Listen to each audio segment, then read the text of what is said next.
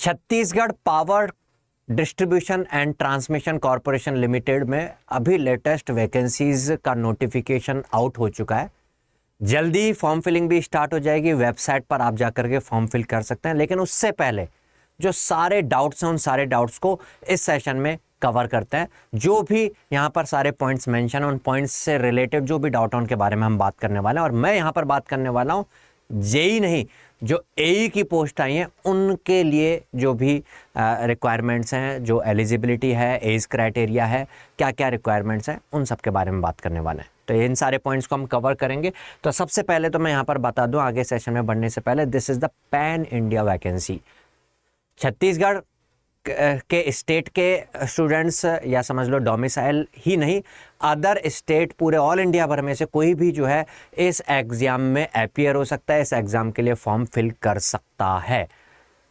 ये किस पोस्ट के लिए क्या है जो है वो सारी बात मैंने शुरुआत में बताई दी है, तो वो सारा सब कुछ हम बात करेंगे यहाँ पर। तो सबसे पहला कन्फ्यूजन तो जो है वो ये है कि असिस्टेंट इंजीनियर के एग्ज़ाम की पोस्ट के लिए कोई भी एलिजिबल है, कोई भी फॉर्म फिल कर सकता है। जो जेई की पोस्ट है उसके लिए छत्तीसगढ़ डोमिसाइल होना जरूरी है। चलो तो अब हम बात करते हैं यहाँ पर बाकी अदर पॉइंट्स के बारे में। सबसे पहले नंबर ऑफ पोस्ट की बात करते हैं।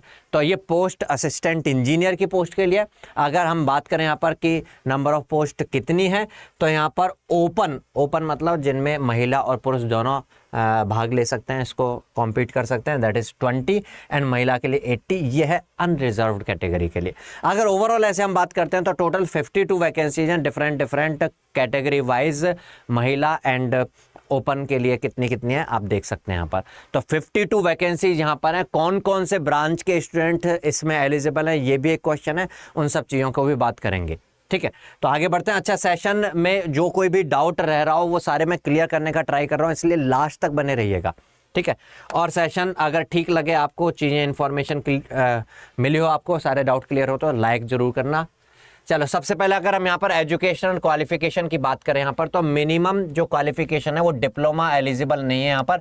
बीटेक, बीई या उसके इक्वलेंट एलिजिबल है। बीई बीटेक के बाद अगर आपने एमटेक किया हुआ है तो भी एलिजिबल है। साथ साथ यहाँ पर BSc in electronics, BSc in engineering, BSc engineering ऐसे करके कुछ यूनिवर्सिटीज़ में होता है ये, तो वो भी एलिजिबल है। लाइक इलेक्ट्रिकल इंजीनियरिंग में बीएससी इन इलेक्ट्रॉनिक्स ऐसा करके होता है, तो वो भी एलिजिबल है। कौन कौन सी ब्रांच वाले एलिजिबल हैं यहाँ पर, तो ये जो पोस्ट है ये असिस्टेंट इंजीनियरिंग इलेक्ट्रिकल के लिए। तो ब्रांचेज जो जो एलिजिबल हैं वो इलेक्ट्रिकल इंजीनियरिंग एलिजिबल है, electrical and electronics engineering eligible है, इलेक्ट्रिकल एंड इलेक्ट्रॉनिक्स एलिजिबल है, electrical and instrumentation E&I eligible है। तो ये 3 ब्रांचेज यहाँ पर एलिजिबल हैं। एज लिमिट की बात करते हैं यहाँ पर, तो मिनिमम एज 18 ईयर्स है, this is the minimum age, जो कि मुझे लगता है कि ये तो सब फॉलो कर ही होंगे। और मैक्सिमम एज लिमिट भी अगर अनरिजर्व कैटेगरी की बात करें यहाँ पर तो 40 ईयर्स है। तो मुझे नहीं लगता कि एज की वजह से किसी को कोई प्रॉब्लम फील होगी। 40 ईयर्स इज अच्छी खासी एज जो यहाँ पर लिमिट है। और अदर कैटेगरीज में अगर देखें तो इसमें भी +5 ईयर्स का एक्स्ट्रा यहाँ पर आपको कंपनसेशन मिलता है। नेक्स्ट, डोमिसाइल के बारे में ऑलरेडी मैं बात कर चुका हूं। तो यहाँ इस एलिजिबिलिटी के लिए ऑल इंडिया कहीं पर भी आप हैं तो आप इसके लिए एलिजिबल हैं। Means you should be Indian citizen, बस इतना रिक्वायर्ड है यहाँ पर। आपको छत्तीसगढ़ सिटीजन होने की ज़रूरत नहीं है, आपको MP सिटीजन होने की ज़रूरत नहीं है, पड़ोसी वाले नेबरिंग स्टेट का सिटीजन होने की ज़रूरत नहीं है। कहीं पर भी आप रहते हैं, कहीं के भी डोमिसाइल हैं, कहीं से भी आपने डिग्री किया हुआ है, यू आर एलिजिबल। चलो नेक्स्ट आगे के क्राइटेरिया की बात करते हैं। तो एग्ज़ाम पैटर्न जो है यहाँ पर क्या रहेगा, तो एग्ज़ाम पैटर्न यहाँ पर रिटन टेस्ट होगा और इंटरव्यू होगा, जो कि एई की वैकेंसी में होता है। जेई में केवल रिटन टेस्ट होता है, बट यहाँ एई की वैकेंसी है तो इसमें रिटन टेस्ट भी होगा और इंटरव्यू भी होगा। तो रिटन टेस्ट के बारे में अगर अभी नोटिफिकेशन जो आया है, विज्ञापन जो आया है, जो कंप्लीटली आया नहीं, अभी तो बताया गया है, तो उस विज्ञापन में मेंशन है कि प्रतियोगी परीक्षा जो होगी वो 100 मार्क्स की यहाँ पर होने वाली है। ये 100 मार्क्स की होने वाली है, लेकिन मेंशन नहीं है कि ये एग्ज़ाम किस तरीके का होगा। लेकिन मैं बता देता हूँ, जो प्रीवियस अभी तक जब भी एग्ज़ाम हुआ है तो CBT एग्ज़ाम, तो एक डाउट ये आ रहा था यहाँ पर कैसा होगा ये, तो CBT means computer based test होने वाला है, यहाँ पे ऑनलाइन टेस्ट होने वाला है। एग्ज़ाम के सेंटर्स कहाँ पर होंगे, कहाँ कहाँ पर आप ये फॉर्म मतलब पेपर देने जा सकते हो, वो सब जब फॉर्म फिलिंग स्टार्ट हो जाएगी तो वो चॉइस आपसे मांगता है तो जाके क्लियर होगा। लेकिन ये बात क्लियर है यहाँ पर, पुराने प्रीवियस में जो एग्ज़ाम्स हुए हैं CSPT CL के, वो ऑनलाइन CBT एग्ज़ाम हुए हैं, तो ऑनलाइन CBT एग्ज़ाम यहाँ पर 100 मार्क्स का रहेगा। बाकी इस बार कुछ चेंज हो जाए तो कंप्लीट जो है नोटिफिकेशन वेबसाइट पर चालू होने के बाद फिर उसके बाद क्लियर हो जाएगी यहाँ पर बात, है ना, फॉर्म फिलिंग स्टार्ट होने के बाद। बट मैं जहाँ तक मान के चलता हूँ ये रहेगा। और इसके लिए एलिजिबिलिटी जो है वो है कि आपको 40% मिनिमम मार्क्स होने चाहिए अगर यू आर अनरिजर्व कैटेगरी में है, और अगर आप रिजर्व कैटेगरी में है तो 30% मिनिमम क्वालिफाइंग मार्क्स यहाँ पर हैं। उसके बाद इंटरव्यू होगा अकॉर्डिंग टू मेरिट लिस्ट। ऐसा मत समझ लेना 40% मार्क्स आने के बाद आपको इंटरव्यू के लिए बुला लिया जाएगा। मेरिट लिस्ट बनेगी तो नंबर ऑफ वैकेंसीज अगर हम बात करें लाइक 52 वैकेंसीज हैं, तो उन वैकेंसीज के लिए उनसे मल्टीपल अलग अलग जगह पर मल्टीपल बाई 5 मल्टीपल बाई 20 ऐसे नंबर ऑफ कैंडिडेट्स को बुलाया जाता है। तो ये डिपेंड करता है कि जो भी विभाग है उसका क्या रवैया रहता है। तो इंटरव्यू के लिए बुलाया जाएगा। इंटरव्यू और रिटर्न के दोनों को मिला करके जो टोटल मार्क्स होंगे, उन टोटल मार्क्स में अगर आप मेरिट लिस्ट को पार करते हैं, क्वालिफाई करते हैं, देन आपको डॉक्यूमेंट वेरिफिकेशन और अदर आगे की प्रोसेस जो भी नॉर्मल मेडिकल होता है वो सब होने के बाद आपको ऑब्जर्व किया जाएगा। अगर बात करते हैं यहाँ पर सैलरी क्या होगी, तो जैसे ही आपका इंटरव्यू हो जाएगा और उसके बाद फाइनल ज्वाइनिंग आपको मिलेगी, तो उसमें सबसे पहले स्टार्ट होगी आपकी ट्रेनिंग। सैलरी का पे स्केल अगर देखें तो 56,100 से लेके 1,44,300, मतलब अच्छा खासा एक क्लास लेवल का यहाँ पर पे स्केल जो है मिल रहा है, ठीक है। बट यहाँ पर शुरुआत में ट्रेनिंग रहेगी, और ट्रेनिंग जो है वो 6 मंथ की रहेगी। तो हम ऐसा बोलते हैं ना कि जैसे ये बेसिक पे है शुरुआत में, तो इतना नहीं मिलता इसका, इससे बहुत ज़्यादा इसमें extra different like TA DA HRA ऐसे बहुत सारे अलाउंसेज होते हैं, वो सारे एडअप होते हैं। लेकिन ट्रेनिंग के टाइम पे आपको स्टाइपेंड मिलेगा 56,100 रुपये, 6 महीने तक यही मिलेगा। 6 महीने की ट्रेनिंग कंप्लीट होने के बाद आफ्टर कंप्लीशन, आफ्टर ट्रेनिंग आपको ये सारे जो बेनिफिट्स होते हैं, ये सारे बेनिफिट्स मिलेंगे, अलाउंसेज आपको मिलेंगे।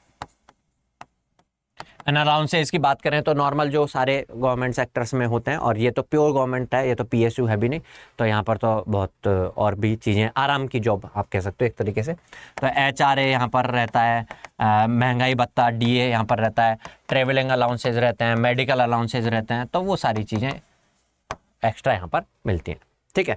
और उस बीच में 56,100 ये 3 महीने का ट्रेनिंग कंप्लीट होने के बाद एक चीज़ जो है यहाँ पर पॉइंट टू बी नोटेड है कि आप जब स्टार्टिंग में जब जॉब ज्वाइन करने जाएंगे तो आपसे बॉन्ड यहाँ पर भरवाया जाएगा, सिक्योरिटी बॉन्ड, जिसमें आप के पास अगर नगद पैसे हैं तो नगद पैसे दीजिए, नहीं तो एक सिक्योरिटी बॉन्ड फिल करवाया जाता है जिसमें आपकी हैसियत के है, आप ये ज़रूरत पड़ी तो दे सकते हो। क्या 3 लाख रुपए का यहाँ पे बॉन्ड होगा, 3 लाख रुपीज़। तो ये 3 लाख रुपये जो है ये आपको जरूरी नहीं है कि आपके पास नहीं होंगे देने के लिए तो आप तो जॉब ज्वाइन कर ही नहीं सकते। उस केस में आप सिक्योरिटी बॉन्ड भर दीजिए। ये किस लिए, आपको ये 6 महीने की ट्रेनिंग कंप्लीट होने के बाद, और ये ट्रेनिंग को मिला के 4 साल का जो है 4 इयर्स का यहाँ पर ऑर्गेनाइजेशन में सर्व करना होगा। इस बीच में अगर आप बीच में छोड़ करके जाते हैं तो आपको ये 3 लाख रुपए पे करने होंगे, या ऑलरेडी आप पे कर चुके हैं अगर नगद में, तो आपके जब्त कर लिए जाएंगे, ठीक है।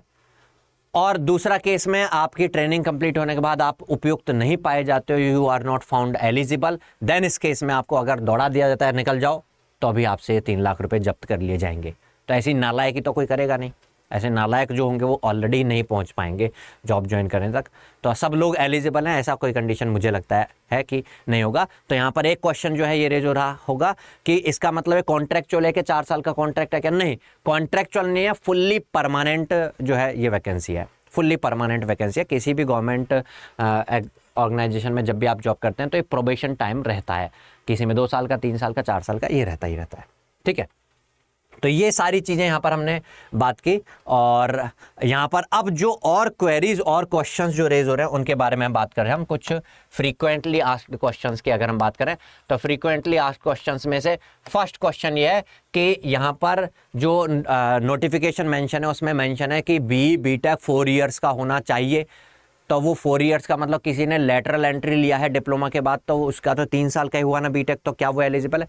बिल्कुल है, यस ही इज एलिजिबल। कौन एलिजिबल है? लेटरल एंट्री वाले पर्सन एलिजिबल हैं। जब भी कभी भी किसी भी नोटिफिकेशन कोई भी वैकेंसी के लिए आता है, अगर बीई बीटेक मांगता है तो बीई बीटेक 4 इयर्स लिखा होता है, का मतलब ये नहीं होता कि 4 साल में ही किया हो। कि ये भी क्वेश्चन रेज होता है कि सर मुझे तो बैक लग गई थी, मेरे को तो 5 साल में कंप्लीट हो पाया तो मैं एलिजिबल हूँ कि नहीं।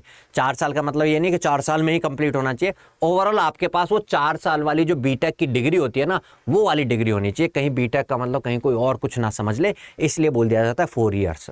ठीक है, तो वो बीटेक की डिग्री होनी चाहिए। आप चाहे लेटरल एंट्री करके उस बीटेक की डिग्री को ले रहे हैं, आपने बीटेक की डिग्री कमा लिया है, देन यू आर एलिजिबल। ठीक है। दूसरा क्वेश्चन यहाँ पे मैं जेई वाले के लिए भी यहाँ पर अगर ये बात करता हूँ तो एक करता चलता हूँ, जेई में भी अगर डिप्लोमा एंड बीटेक वाले एलिजिबल वहाँ पर बोले तो किसी ने डिप्लोमा किया हुआ और लेटरल एंट्री लिया 12th के बाद, वो 1 साल छोड़ करके स्किप करके एंट्री ले सकते हैं ना। डिप्लोमा में 3 की जगह 2 साल में कर सकते हैं, सेकेंड ईयर में एंट्री ले सकते हैं, वो भी एलिजिबल है।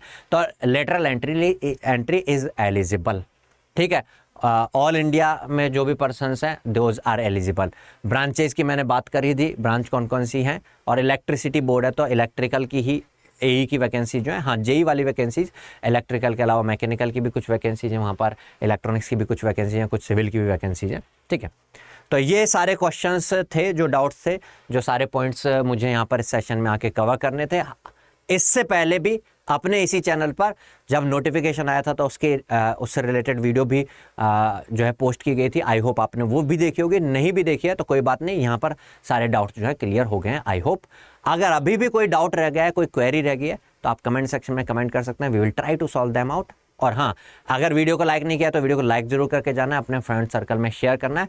और अगर आप इस वैकेंसी को क्लियर करना चाहते हैं तो उसके लिए प्रिपरेशन के लिए भी इस चैनल को फॉलो करके रखें, और आगे आने वाले ऐसी वैकेंसीज के नोटिफिकेशन के लिए भी इस चैनल को फॉलो करके रखें। और इनको कैसे प्रिपेयर करना है, उसकी स्ट्रेटजीज के लिए क्या क्या कैसे कैसे सब्जेक्ट्स को प्रिपेयर कर सकते हैं, उन सब चीज़ों के लिए सारे चीज़ें आपको यहाँ पर इसी यूट्यूब चैनल पर मिलते हैं।